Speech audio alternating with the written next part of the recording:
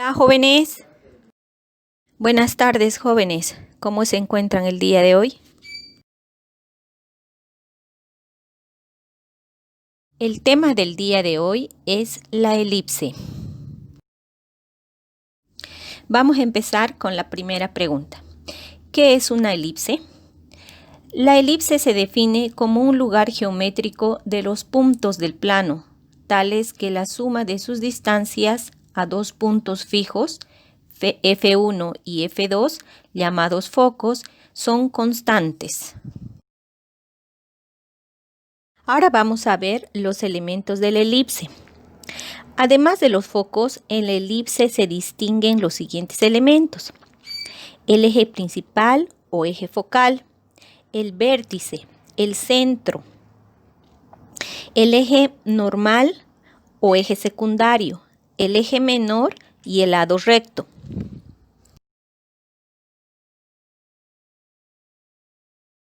El lado recto es el segmento perpendicular al eje focal que pasa por el foco y cuyos extremos pertenecen a la elipse. Ahora vamos a ver la ecuación cónica de la elipse cuando es paralelo al eje X. Primero vamos a ver la ecuación canónica de la elipse con centro en el origen y eje focal paralelo al eje X. Va a ser x al cuadrado dividido entre a al cuadrado más y al cuadrado dividido entre b al cuadrado va a ser igual a 1 cuando a sea mayor a b. La segunda ecuación canónica es cuando su centro es diferente a 0, pero es paralelo al eje X.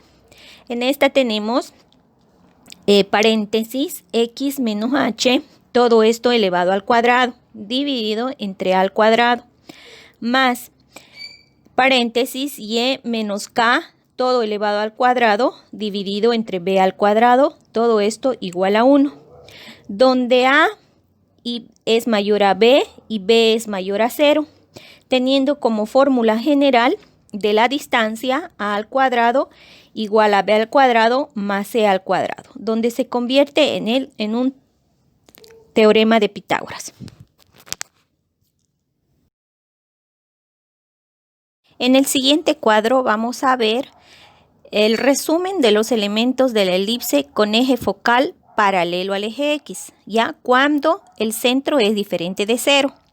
Aquí tenemos la ecuación general, los focos, el vértice y los interceptos. Ahora vamos a ver la ecuación canónica de la elipse cuando es paralelo al eje Y. Entonces la ecuación de la elipse cuando el centro está en el origen es la siguiente. Aquí cambia.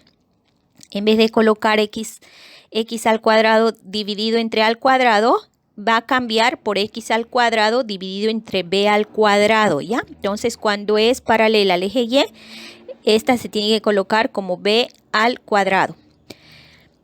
Y donde a va a ser diferente a b, ¿ya? Ahora, la ecuación canónica cuando el centro es diferente de 0 es la siguiente, ya es la misma fórmula, solamente que hay que cambiar la posición del dividendo, ya en vez de colocar a al cuadrado, colocamos b al cuadrado.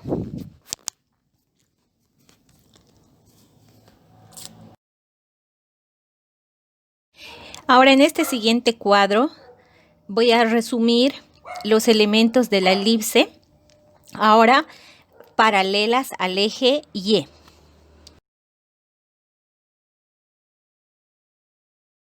Ahora aquí les voy a mostrar un pequeño resumen de todas las ecuaciones que vamos a utilizar en la elipse, ¿ya?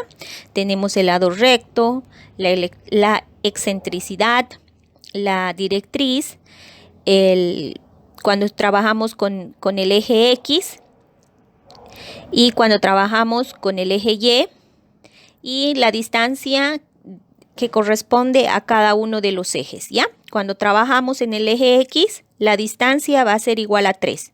Y cuando trabajamos en el eje Y, la distancia va a ser igual a 5. Y la fórmula general, que está dada y definida como x menos h, todo eso elevado al cuadrado, dividido entre a al cuadrado, más y menos k, todo eso elevado al cuadrado y dividido entre b al cuadrado igual a 1. ¿Ya? Entonces todas estas fórmulas nosotros utilizamos para resolver ejercicios en la elipse. Bueno, jóvenes, con esto finalizamos la clase. Espero que ustedes hayan podido comprender el tema. Cuando pierda todas las partidas, cuando duerma con la soledad, cuando se me cierren las salidas y la noche no me deje en paz.